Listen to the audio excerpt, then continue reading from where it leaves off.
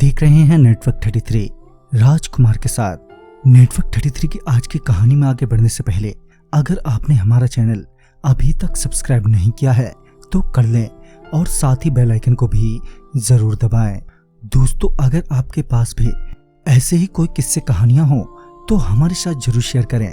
हमारे Instagram ID पर Instagram ID है network_33, जिसका लिंक नीचे डिस्क्रिप्शन बॉक्स में दिया गया है। ऐसे ही और वीडियोस के लिए देखें इन डार्क। तो चलिए बढ़ते हैं आज की कहानी की ओर।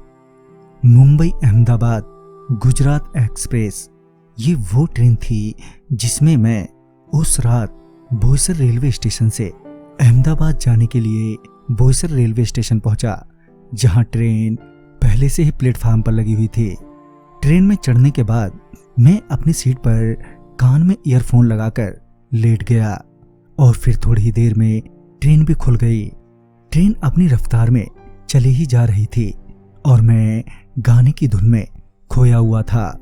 इसी बीच ट्रेन सूरत पहुंची और उसके कुछ देर बाद एक लड़की मेरे बाजू में आकर बैठ गई, जिसका पता मुझे तब चला जब मेरा पांव गलती से उसे लग गया। मैंने तुरंत ही उसके लिए उस लड़की से माफी मांगी और उठकर बैठ गया। तकरीबन घंटा भर वो लड़की वहीं बैठी रही। फिर तभी ट्रेन रुकी और ट्रेन के रुकते ही वो लड़की वो ट्रेन से अपना बैग लेकर उतर गई।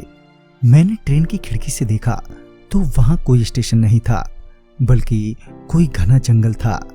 फिर ऐसे में वो लड़की क्यों उतर गई थी? कहीं उसे कोई गलतफहमी तो नहीं हो गई? ये सोचकर मैं भी उसके पीछे समझाने के लिए ट्रेन से उतर गया।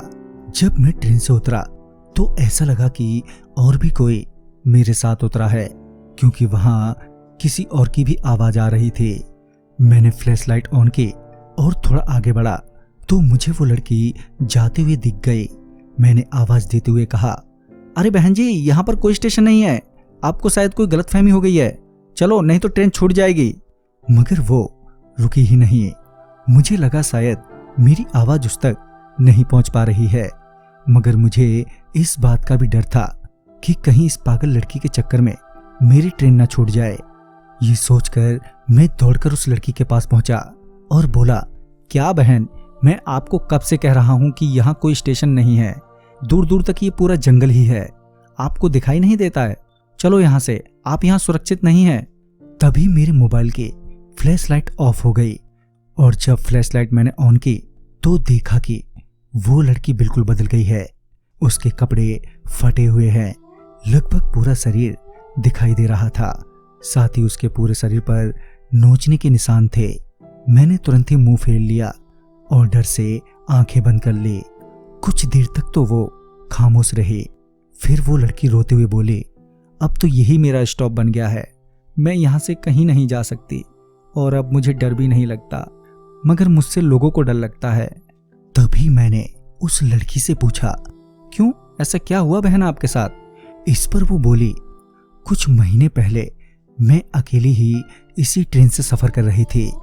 मुझे कुछ अंदाजा नहीं था कि मेरा स्टेशन कब आएगा और सफर के दौरान अचानक ही मेरी आंख कब लग गई मुझे पता ही नहीं चला, और जब मैं उठी तो मुझे अंदाजा नहीं था कि मैं कहां पर पहुंच गई हूं। मैंने जब साथ में सफर कर रहे एक आदमी से पूछा तो उसने बताया कि वो स्टेशन तो अभी अभी निकल गया है। ये सुनते ही मैं थोड़ा घबरा गई। मुझे समझ नहीं आ रहा था कि मैं क्या करूं। तभी उस आदमी ने कहा, वो स्टेशन अभी ज्यादा दूर नहीं छूटा है, मैं आपको स्टेशन तक छोड़ आता हूं। मैंने बाहर देखा तो ट्रेन रुकी हुई थी और घबराहट में मैंने कुछ ज्यादा सोचा नहीं और उस आदमी के साथ ट्रेन से नीचे उतर गई स्टेशन जाने के लिए। पहले तो वो आदमी अकेला ही था, मगर हमारे कुछ दूर जाते ही उसके दो दोस्त और आ गए। फिर उन्होंने जो किया वो तुम देख सकते हो, वो तुम्हारे सामने है। ये सुनकर मेरा खून खौल गया। मैंने बोला, उन हरामियों को तो इसी ट्रेन के नीचे कुचलकर मार देना चाहिए। माँ कसम, मुझे मिल जाए ना तो छोड़ूंगा नहीं सालों को। इस पर वो लड़की बोली, उनको तो कब का मार दिया मैंने, मगर ऐसे कमीनों की कमी नहीं है। जैसे कि अभी जब मैं ट्रेन से उतरी तो तुम्हारे से पहले एक और आदमी मेरे पीछे पीछे उतरा और जब उसे लगा कि मैं अकेली ही हूँ तो मुझसे अश्लील बातें करने लगा, पर मैं बिना कोई जवाब के ही आगे बढ़ती रही और मेरे पीछे पीछे वो भी। जब उसे लगा कि अब उसे कोई और नहीं देख रहा है तो उसने मेरा हाथ पकड़ लिया और जबरदस्ती करने लगा, मगर उसे पता नहीं था कि आज उसका आखिरी दिन है और उसका अब क्या हर्ष होने वाला है। ये सुनते ही मुझे याद आया कि जब मैं उतरा था तब मुझे लगा ही था कि कोई और भी उस ट्रेन से उतरा है। मैं आगे कुछ बोलता कि ट्रेन की हॉर्न बज गई और वो लड़की बोली, तुम जाओ, ट्रेन छूट जाएगी नहीं तो। पता नहीं क्यों वो मुझे अब अपनी सी लगने लगी थी और मैं उसे वहां छोड़कर नहीं आना चाहता था। वो फिर से बोली, अरे जाओ, ट्रेन छूट जाएगी, अब मेरे को और कुछ नहीं हो सकता। कि तभी मैंने अपना ओवरकोट और बिना उस लड़की की ओर देखे उसे वहीं छोड़ दिया। मेरी ट्रेन भी चलने ही वाली थी। ट्रेन की ओर भागते हुए मैंने पीछे पलटकर देखा तो पाया कि उस लड़की या अब बोलूं मेरी बहन ने मेरा वो ओवरकोट पहन लिया था। मैं ट्रेन की ओर भाग ही रहा था कि मुझे बगल में ही कोई और भी भागता हुआ नजर आया। वो भी एक यात्री ही था जिसे बहुत चोट आई थी। उसके पूरे कपड़े फटे हुए थे, शरीर से खून निकल रहा था। वो बेहदास लड़खड़ाते हुए ट्रेन की ओर चिल्लाते हुए दौड़े जा रहा था। तभी ट्रेन रुक गई। शायद किसी ने ट्रेन की चेन खींच दी थी और कुछ लोग उसकी आवाज सुनकर उसकी मदद के लिए आ गए। ट्रेन में पहुंचने के बाद जब बाकी यात्रियों ने उस आदमी से उसकी इस हालत का कारण पूछा तो वो कराता हुआ बोला, सूरत रेलवे स्टेशन पार करने के थोड़ी ही देर बाद एक लड़की बगल की सीट पर आकर बैठ गई। मुझे लगा कि कहीं कोई चोर तो नहीं है। ये सोचकर मैंने उस पर नजर बनाई रखी। तभी ट्रेन के रुकते ही वो ट्रेन से उतर गई, वो भी जंगल में ही।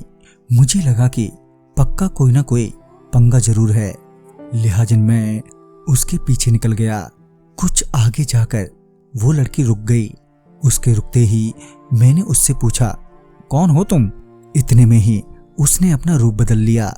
उसके नाखून अचानक ही बड़े बड़े और नुकीले हो गए और मेरी ये हालत कर दी। वो आदमी अपनी गलती मानने के बजाय अभी भी उस लड़की को ही दोष दे रहा था। इंसान ऐसा लीचड़ भी होता है। उस आदमी को किसी तरह की मेडिकल सहायता मिलती उससे पहले ही उसने दम तोड़ दिया। खैर, उस आदमी को अपने की सजा तो मिल गई, मगर मुझे बहुत दुख लग रहा था उस लड़की के लिए। तो दोस्तों, मैं आपका दोस्त राजकुमार आपसे यही कहूंगा कि सभी लोग अच्छे या बुरे नहीं होते, मगर किसी पर भी भरोसा दिखाना, वो भी बिना कुछ जाने, कहीं ना कहीं आपको किसी मुसीबत में डाल सकता है, जैसा कि उस लड़की के साथ हुआ। तो हर स्थिति में अपनी बुद्धि का साथ ना छोड़ें।